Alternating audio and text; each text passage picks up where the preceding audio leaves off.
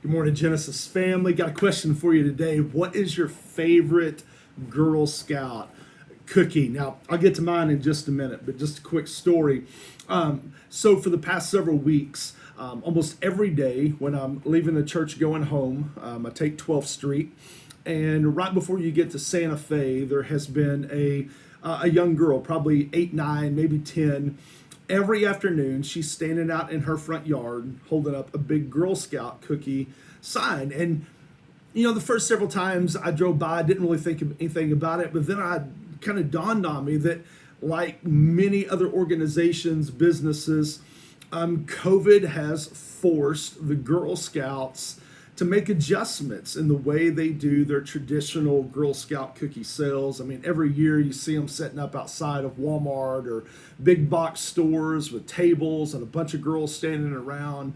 And, and undoubtedly COVID has forced changes to that. So girls have had to use, social media and contactless delivery, basically utilizing their own personal network of relationships. And not every girl has the same network of relationships, usually through their parents, but, so not every opportunity is created equal. So I finally decided, I'm gonna stop one day and buy some cookies from that girl, because I don't know her situation, but I've seen her passion and her dedication of standing out every afternoon. And like so many nonprofits, this COVID season has been difficult on them. Donations have dropped, and even though Girl Scout cookie sales are still kind of a business transaction, that's still their biggest fundraiser. That's what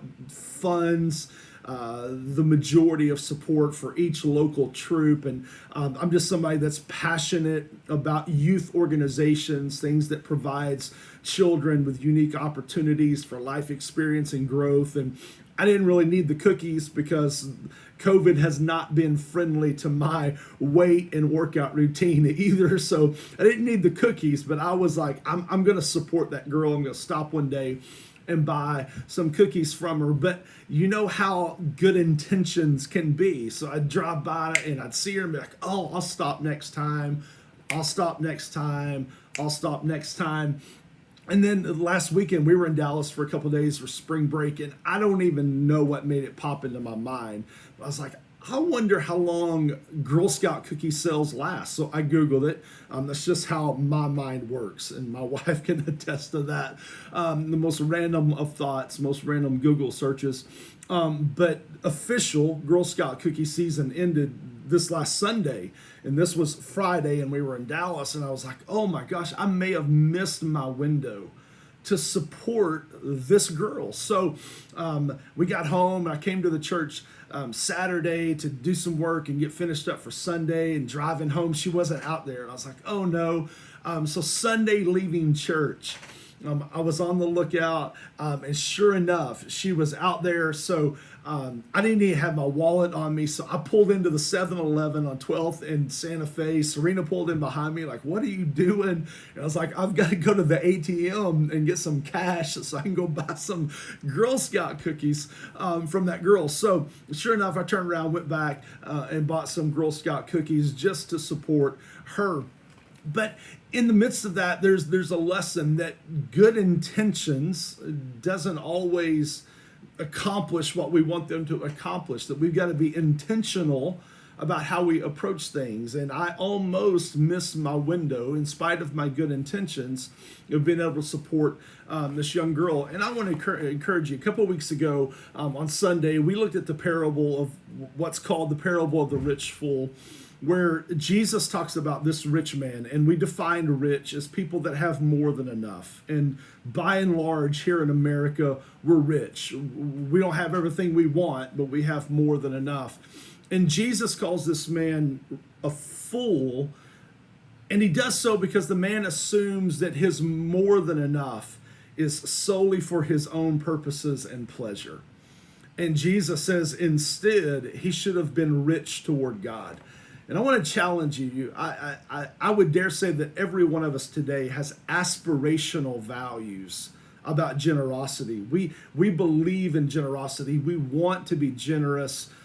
But just like my Girl Scout cookie adventure, good intentions about generosity doesn't always make us generous. We've got to be intentional, and we've got to have a plan. And one thing I'd encourage you to do, we talked that day about when it comes to generosity, make it a priority, challenge you to make it a percentage, and then thirdly, challenge you to make it progressive. But one good way of starting at making it a priority is to set up recurring giving.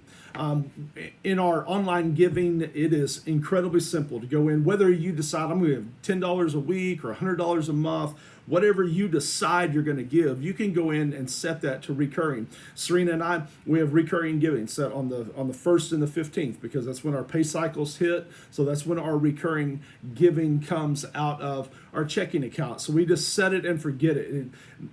Because I know me, and I can have great intentions. I'm going to do it, I'm going to do it, I'm going to do it, and still not do it. So it's just a great way of putting a system in place so that I can live out this value that I hold to. So I want to encourage you in this season to make generosity, to make giving a priority. You know, Jesus said that wherever your heart is, wherever your treasure is, there your heart will be also. And I know all of us want to have a heart for God. We want to have a heart for the kingdom of God. But Jesus says one way to make sure that our passion and focus is on the kingdom of God is to put our treasure there, is to give to the things that God values.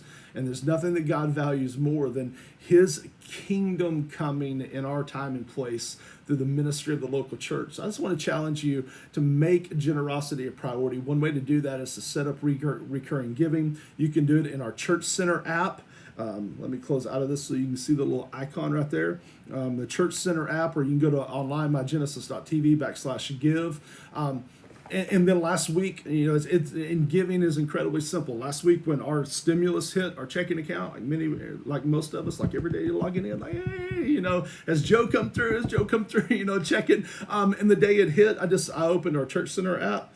I clicked on give, and there's an opportunity to make a one-time payment. I entered in our tithe amount off the stimulus and clicked submit, and it was that simple. But it's just, if we're going to make priority of giving, we've got to move beyond good intentions to systems and plans that actually enable us to live that out. So make giving a priority. One way to do that is to set up recurring giving. Now, favorite Girl Scout cookies. So for me, by far, Thin Mints. I can eat the entire box. Now, I'm not, because I'm on a diet, and I'm like gonna do better than just having good intentions this time around. So I bought these cookies. I'm gonna give them away to somebody. I'm probably gonna eat one or two, but I can eat like the whole sleeve without even thinking about it. But I love Thin Mint Girl Scout cookies. So we would love for you to drop in the comments what your favorite Girl Scout cookies are. And if you need some Thin Mints, some truffles, however you say that, or some Samoas, which probably my second favorite. Love Samoas. Throw those babies in the microwave for a few seconds and they get a little melty. Oh my gosh, they're so delicious. But if you need some Girl Scout cookies, I can hook you up even though sale season is over. Have a great day.